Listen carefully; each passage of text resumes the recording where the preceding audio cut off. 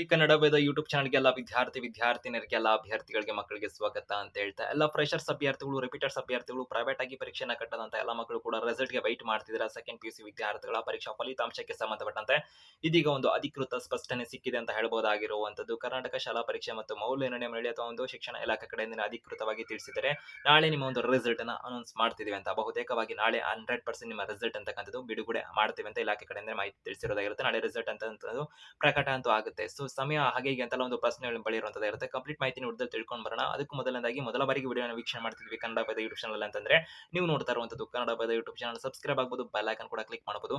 Free ಕೂಡ ಆಗಿರುತ್ತೆ ಇದು.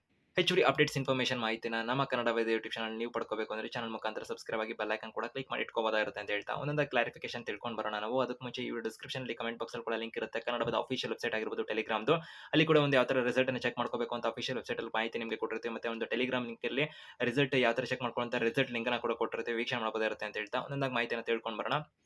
ಸೆಕೆಂಡ್ ಪಿಯುಸಿ ವಿದ್ಯಾರ್ಥಿಗಳಿಗೆ ಮಾರ್ಚ್ ತಿಂಗಳ 17ನೇ ತಾರೀಕಿನಂದು ಅಂದ್ರೆ ಫೆಬ್ರವರಿ 28ರಿಂದ ಮಾರ್ಚ್ ತಿಂಗಳ 17ನೇ ತಾರೀಕು ತನಕ ಎಕ್ಸಾಮ್ ನಡೆದಿತ್ತಲ್ಲ, ಅದಕ್ಕೆ ಸಂಬಂಧಪಟ್ಟಂತೆ ವಿದ್ಯಾರ್ಥಿಗಳ ಉತ್ತರ ಪತ್ರಿಕೆ ಕಾರ್ಯ ಎಲ್ಲ ಮೌಲ್ಯಮಾಪನ ಕಾರ್ಯ ಎಲ್ಲ ಪೂರ್ಣಗೊಂಡ್ರು ಕೂಡ ಒಂದು ರಿಸಲ್ಟ್ ಏಪ್ರಿಲ್ 7ನೇ ತಾರೀಕಿನಂದು ಪ್ರಕಟ ಮಾಡ್ತೇವೆ ಅಂತಕ್ಕಂಥ ಮಾಹಿತಿ ಹಿಂದೆನೇ ಅವ್ರು ಕೊಟ್ಟಿದ್ರು. ಆದ್ರೆ ಒಂದು ಏಪ್ರಿಲ್ 6ನೇ ತಾರೀಕಿನಂದು ಸ್ಪಷ್ಟನೆ ಕೊಟ್ಟರು. ರಿಸಲ್ಟ್ ಅಂತಕ್ಕಂಥದ್ದು ಏಪ್ರಿಲ್ ತಿಂಗಳ ಒಂದು 7ನೇ ತಾರೀಕಿನಂದು ಕೊಡ್ಲಿಕ್ಕೆ ಸಾಧ್ಯ ಆಗ್ತಿಲ್ಲ ಅನ್ನೋದಕ್ಕೆ ಸಂಬಂಧಪಟ್ಟಂತೆ ಮುಂದಿನ ದಿನಗಳಲ್ಲಿ ತಿಳಿಸ್ತೀವಿ ಅಂತ ಹೇಳಿದ್ರು. ನಂತರದಲ್ಲಿ ಏಪ್ರಿಲ್ 8ಕ್ಕೆ ಬರ್ಬೋದು ಹಾಗೆ ಅಂತೆಲ್ಲ ಕನ್ಫ್ಯೂಷನ್ಸ್ ಇತ್ತು. ಏಪ್ರಿಲ್ 9 10 ಆಗುತ್ತೆ ಏನು ಅಂತ.